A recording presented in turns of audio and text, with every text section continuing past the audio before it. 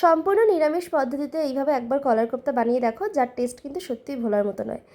এর জন্য প্রথমে আমি দুটো কাঁচকলা নিয়ে নিয়েছি, সেইগুলোকে এইভাবে মাঝখান দিকে কেটে নিয়ে প্রেশার কুকারে দিয়ে দিয়েছি, আর তার সাথে দিয়েছি একটা আলু, আর এর সাথে আমি দিয়েছি স্বাদ মতো নুন আর একটু হলুদ গুঁড়ো দিয়ে আমি সেটাকে একটু সিদ্ধ করে নিয়েছি। অন্যদিকে কড়াইয়ে আমি একটা শুকনো লঙ্কা, গোটা জিরে, ধনে আর একটু মৌরি একটু নেড়ে নিয়েছি, আর তারপর সেটাকে মিক্সিং বলে দিয়ে পেস্ট করে নিয়েছি। এখান থেকে আমি কিছুটা পরিমাণ গুঁড়ো একটু তুলে রেখে দিলাম, আর বাকি যে গুঁড়োটা আছে তার সঙ্গে আমি একটু আদা কুচি দিয়ে দিয়েছি, সেটা একটা পেস্ট বানিয়ে রেখে দিলাম। অন্যদিকে কড়াইয়ে আমি তেল দিয়ে দিয়েছি, তাতে দিয়েছি ডুমো ডুমো করে কেটে রাখা আলু, আর তার সাথে একটু দিয়েছি নুন আর একটু হলুদ। তারপরে সেই আলুগুলোকে সামান্য একটু ভেজে নিয়ে যখন হালকা এরকম লালচে হয়ে এসেছে, সেই আলুগুলোকে আমি তুলে নিলাম। এখানে দেখো কাঁচকলাগুলো আমার এখানে সিদ্ধ হয়ে এসেছে, সেইগুলোর এরকম আমি এক এক করে হালকা করে খোসা ছাড়িয়ে নিয়েছি। তারপর এখানে আমি একটা ডালের হাতা দিয়ে কাঁচকলাগুলোকে এইভাবে এরকম স্ম্যাশ করে নিয়েছি। অন্যদিকে যে আলুটা সিদ্ধ করেছিলাম সেই আলুটাও এখানে দিয়ে দিয়েছি। তারপরে তার সাথে আমি দিয়েছি স্বাদ মতো নুন, একটু হলুদ গুঁড়ো, আর যেই মিক্সিং বলে পেস্ট করেছিলাম সেই পেস্টটা, বেসন, শুকনো লঙ্কার গুঁড়ো। এরপর সেটাকে এরকম ভালো করে আমি মিশিয়ে নিয়েছিলাম হাত দিয়ে।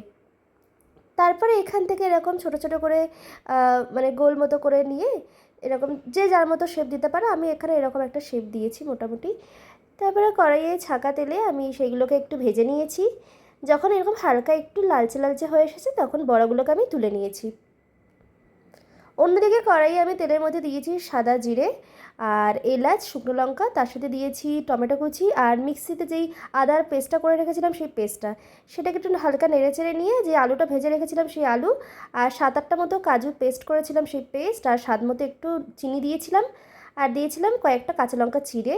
তারপরে সেই মশলাটাকে ভালো করে নেড়ে নিয়েছিলাম। তারপরে দিয়েছিলাম এর সাথে হলুদ গুঁড়ো, স্বাদ মতো নুন, 2 চামচ মতো জিরে গুঁড়ো, 1 চামচ মতো ধনে গুঁড়ো।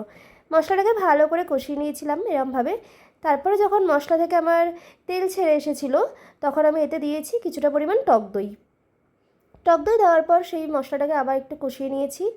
দেখতেই পাচ্ছ অনেকটা তেল ছেড়ে দিয়েছে। আমি দিয়ে দিয়েছি এখানে পরিমাণ মতো জল। তারপরে ঢাকনা দিয়ে ঢেকে দিয়েছি। ঢাকা তুলেছি যখন, তখন দেখো রান্নাটা মোটামুটি হয়ে এসেছে।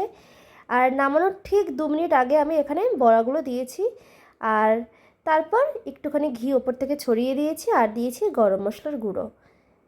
তারপরে একটুখানি ফুটিয়ে নিয়েছি, ব্যাস নামিয়ে নিয়েছি। এইভাবেই খুব সহজে তৈরি হয়ে যায় কলার কোপ্তা কারি। তোমরাও যে কোনো নিরামিষ দিনে এটা ট্রাই করতে পারো।